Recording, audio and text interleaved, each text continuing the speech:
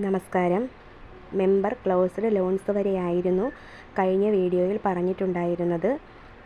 ഒരു കാര്യം കൂടി ശ്രദ്ധിക്കുക. മെമ്പർ ക്ലോസ്ഡ് ലോൺസിൽ ആന്തരിക വായ്പ, ലിങ്കേജ് ലോൺ, കോവിഡ് ലോൺ, പ്രളയ ലോൺ, പിന്നോക്ക വികസന ലോൺ, വനിതാ വികസന കോർപ്പറേഷൻ ലോൺ തുടങ്ങിയവ അടച്ചു തീർത്തതിൻ്റെ ആകെ തുകയും എണ്ണവും കട്ട് ഓഫ് ചെയ്ത് ഡേറ്റ് വരെയായിരുന്നു എൻ്റർ ചെയ്യാനായിട്ട് പറഞ്ഞിട്ടുണ്ടായിരുന്നത്.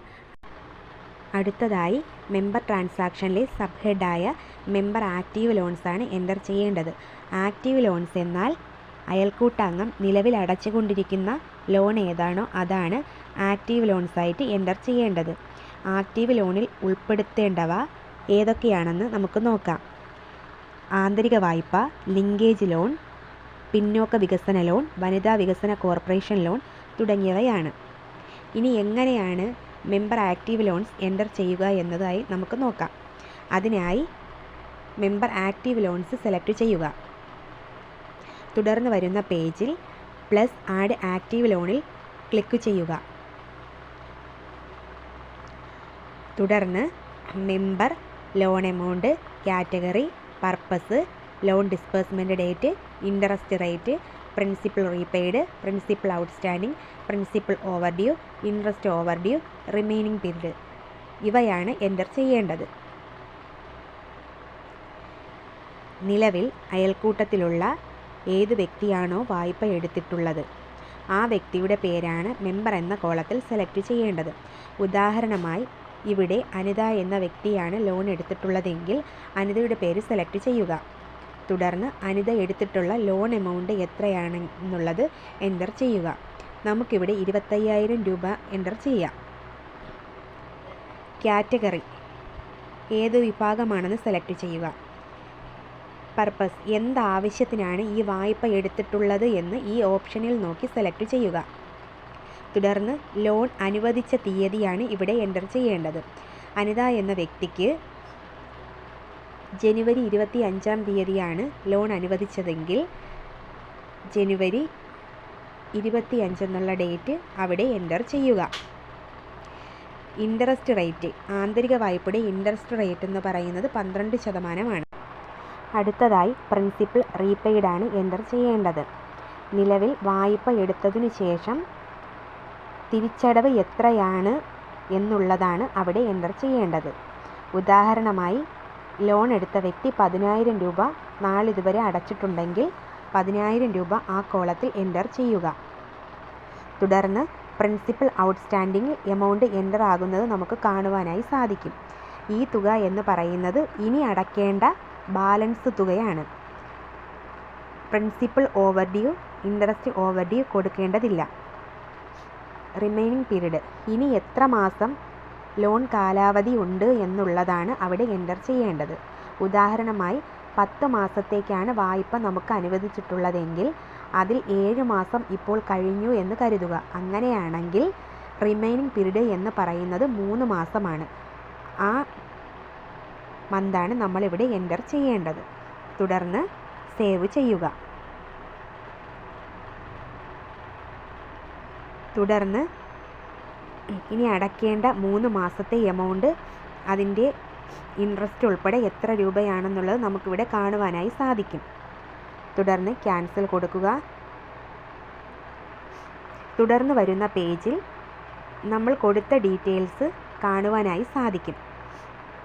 ഈ അനിത എന്ന വ്യക്തി ഇതുപോലെ ലിങ്കേജ് വായ്പ എടുത്തിട്ടുണ്ടെങ്കിൽ ആഡ് ആക്റ്റീവ് ലോൺ എന്ന ബട്ടണിൽ കൊടുക്കുക. തുടർന്ന് നമ്മൾ ആന്തരിക വായ്പ എങ്ങനെയാണോ കൊടുത്തത് അതുപോലെ ഡീറ്റെയിൽസ് എല്ലാം കൊടുക്കുക. സേവ് ചെയ്യുക.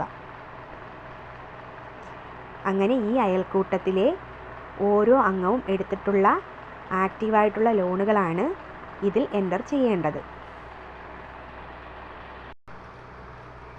അടുത്തതായി മെമ്പർ ട്രാൻസാക്ഷനിലെ സബ് ഹെഡായ റിസീവ്ഡ് ഫ്രം മെമ്പേഴ്സാണ് എൻ്റർ ചെയ്യേണ്ടത്. ഇവിടെ മാസവരി, ഫൈൻ, അതർ സേവിങ്സ് എന്തെങ്കിലും ബാങ്കിൽ അടയ്ക്കുന്നുണ്ടെങ്കിൽ മാത്രമാണ് റിസീവ്ഡ് ഫ്രം മെമ്പേഴ്സിൽ എൻ്റർ ചെയ്യേണ്ടത്. എങ്ങനെയാണ് എൻ്റർ ചെയ്യേണ്ടതെന്ന് നമുക്ക് നോക്കാം. അതിനായി റിസീവ്ഡ് ഫ്രം മെമ്പേഴ്സ് സെലക്ട് ചെയ്യുക. തുടർന്ന് വരുന്ന പേജിൽ പ്ലസ് ന്യൂ റെസിപ്റ്റ് ക്ലിക്ക് ചെയ്യുക. തുടർന്ന് മെമ്പർ നെയിം സെലക്ട് ചെയ്യുക. തുടർന്ന് റെസിപ്റ്റ് ടൈപ്പ് ചെയ്യുക. ഏതാണോ ഇവിടെ തന്നിട്ടുള്ളത്, അതായത് മെമ്പർഷിപ്പ് ഫീസാണെങ്കിൽ, മാസവരിയാണെങ്കിൽ മെമ്പർഷിപ്പ് ഫീസ് കൊടുക്കുക. എമൗണ്ട് എൻ്റർ ചെയ്യുക. സേവ് ചെയ്യുക.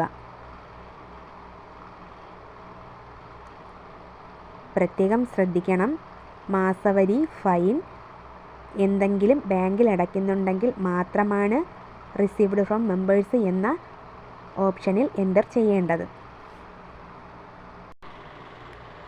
അടുത്തതായി മെമ്പർ ട്രാൻസാക്ഷനിൽ സബ് ഹെഡായ പെയ്ഡ് ടു മെമ്പേഴ്സാണ് എൻ്റർ ചെയ്യേണ്ടത്. ഇവിടെ എൻ്റർ ചെയ്യേണ്ടവ ഡിവിഡൻഡ്, ഗ്രാൻഡ്, ഡൊണേഷൻ എന്നിവയാണ്. അതെങ്ങനെയാണ് എൻ്റർ ചെയ്യേണ്ടതെന്ന് നോക്കാം.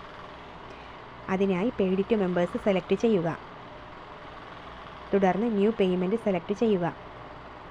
തുടർന്ന് മെമ്പർ നെയിം സെലക്ട് ചെയ്യുക. പേയ്മെൻറ്റ് ടൈപ്പ് എൻ്റർ ചെയ്യുക.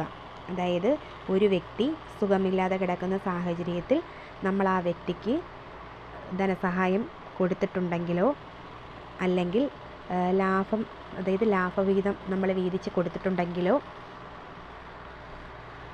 ഇൻട്രസ്റ്റ് കൊടുത്തിട്ടുണ്ടെങ്കിലോ തുടങ്ങിയവ നമുക്കിവിടെ എൻ്റർ ചെയ്യാനായിട്ട് സാധിക്കും. അത് ഏതാണെന്ന് വെച്ചാൽ സെലക്ട് ചെയ്യുക. ഇപ്പോൾ ഡൊണേഷൻ കൊടുത്തിട്ടുണ്ട് എങ്കിൽ ഡൊണേഷൻ സെലക്ട് ചെയ്യുക. തുടർന്ന് ഡൊണേഷനായി എത്ര രൂപയാണോ നമ്മൾ കൊടുത്തിട്ടുള്ളത് ആ എമൗണ്ട് എൻ്റർ ചെയ്യുക. തുടർന്ന് സേവ് ബട്ടൺ ക്ലിക്ക് ചെയ്യുക. തുടർന്ന് വരുന്ന പേജിൽ നമ്മൾ എൻ്റർ ചെയ്തതിൻ്റെ ഡീറ്റെയിൽസ് കാണുവാനായി സാധിക്കും. ഇതുപോലെ ആ അയൽക്കൂട്ടത്തിൽ ഏതൊക്കെ വ്യക്തികൾക്ക് ധനസഹായം കൊടുത്തിട്ടുണ്ട്, അല്ലെങ്കിൽ പലിശ, ലാഭം എന്നിവ കൊടുത്തിട്ടുണ്ടെങ്കിൽ അതെല്ലാം പ്ലസ് ബട്ടണിൽ കൊടുത്ത് എൻ്റർ ചെയ്ത് സേവ് ചെയ്യുക.